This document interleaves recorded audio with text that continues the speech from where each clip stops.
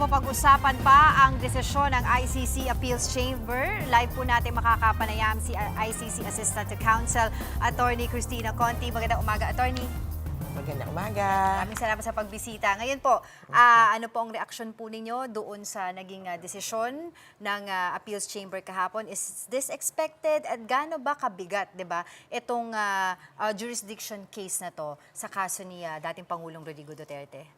Siyempre, masaya. For me and for the victims, talagang malaking punto ito or malaking puntos.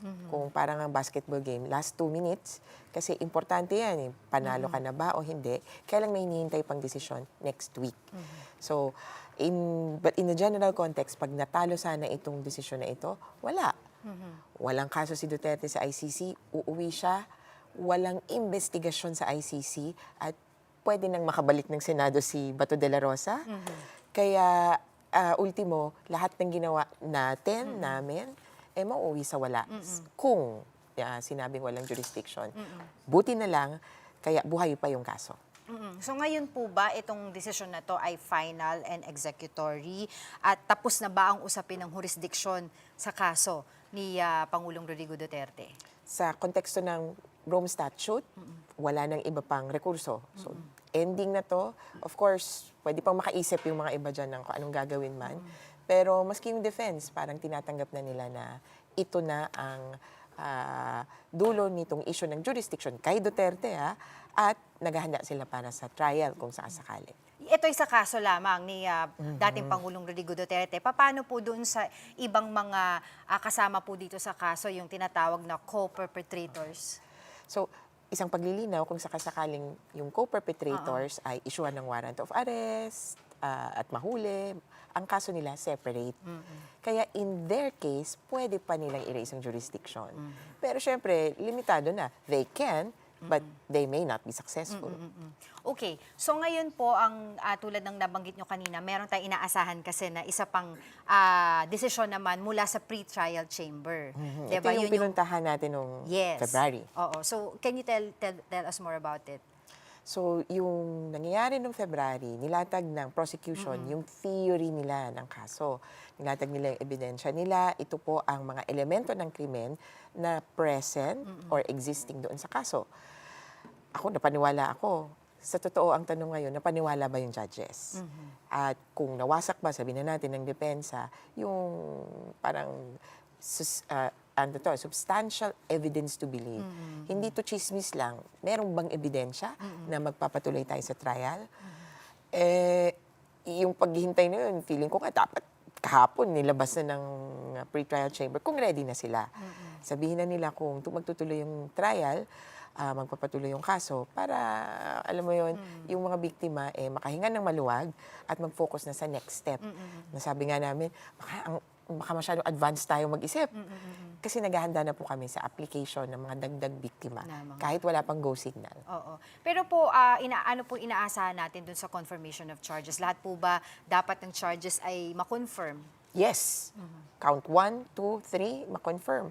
May ebidensya tungkol sa DDS killings, count 1. May ebidensya sa count 2 na high-value targets. Nabanggit si Kerwin Espinosa, nabanggit yung kay Parohinog. Tapos ito yung mga kaso or mga nangyari na kitang-kita natin ni-report sa media, may mga videos, may kaso. At syempre, pangatlo, yung mga patayan sa mga barangay at urban poor community sa Metro Manila, particularly, pero sa ibang lugar din, klarong nangyari na ipakita, may parang CCTV pa nga, yan yung Tokhang killings na tinatawag. Lahat yan, yung 3 counts, may ebidensya. So kailan po, if ever, let's say for example, ma-confirm ito, di ba, ng pre-trial chamber, kailan yung magiging trial? Buwan pa. Ako nga, posibleng sa end of the year. Ang may mga gagawin lang kasi, una, lilipat tayo ng trial chamber. So yung mga huwes na nakita natin, ending na yun. So new trial chamber at siyempre, bago yan at pag-uusapan pa nila kung anong gagawin. And then magsiset ng schedule. Yung schedule na yan ay depende sa prosecution, sa defense, at of course, sa victims counsel, kung ano yung convenient at with consideration to the accused. Nung nakaraan, sabi ni Duterte, 1 hour lang ang upo ko tapos may break in between. Magiging factor yon. So yung pag-uusap niyan will take a bit, a few months. Pero at the most, February 2027, 1 year after ng confirmation. And gano'ng tatagal kaya yung trial na to? Laging Hindi natin tanong. masasabi yan. Hindi natin masasabi kasi maraming pwedeng mangyari. Pero, according to the court's dockets, 10 years maximum, Wow. 3 years minimum. Okay. Ngayon, ano po yung naging reaksyon nyo doon sa sinabi ni Attorney Sal Panelo na expected naman na ganito talaga yung magiging desisyon ng appeals chamber dahil kailangan nilang ma-justify yung existence nila? Tama naman siya, expected, pero wrong in the rationale. Alam ko, ang hirap ulit-ulitin, pero yung argumento nila na sinasabi nilang walang jurisdiction is based on the withdrawal of the Philippines. It's self-serving. Sila ang nakaupo noon at sinabi, mag-withdraw tayo para hindi tayo tamaan. Sabi ng ICC, it doesn't work that way. At kahit makailang beses mo paliwanagan yan, mukhang hindi maniniwala. Kaya usapin na lang talaga to ng paano mo iintindihin yung interpretation ng batas. May kapanalig sila to some extent dun sa desisyon. Pero in the end, maski yung taong yon, sabi may jurisdiction ang ICC, particularly dahil yung provision on withdrawal states that patuloy ang jurisdiction sa any matter under consideration by the court. Attorney, mabilis na lamang po kasi I remember nung nasa The Hague tayo, nakausap ko si Attorney Sal Panelo at tinanong ko siya kung ano pa ba yung pwedeng recourse ng depensa dito kung sakasakaling ang ma-affirm yung jurisdiction ng ICC. Ang sabi niya, ang gusto nilang gawin, ang sinasuggest niya daw ay pumunta sa United Nations, no? Para makita daw ng mga tao na pag nagsama-sama ang mga bansa na hindi nila gusto itong nangyayari kay former President Digo Duterte ay maaring mabago yung desisyon. Your thoughts on that? So una, magkahiwalay na institusyon ng UN at ang United Nations, at ang UN at ang ICC. Magkahiwalay sila ng parang tratado. Pero kumbaga, magpinsan. May relasyon yan ng cooperation on some ends. Pero kabilang bahay talaga yun. At hindi pwedeng kumatok yung kabilang bahay at sabihin, mali yung ginagawa mo. Ang UN may korte.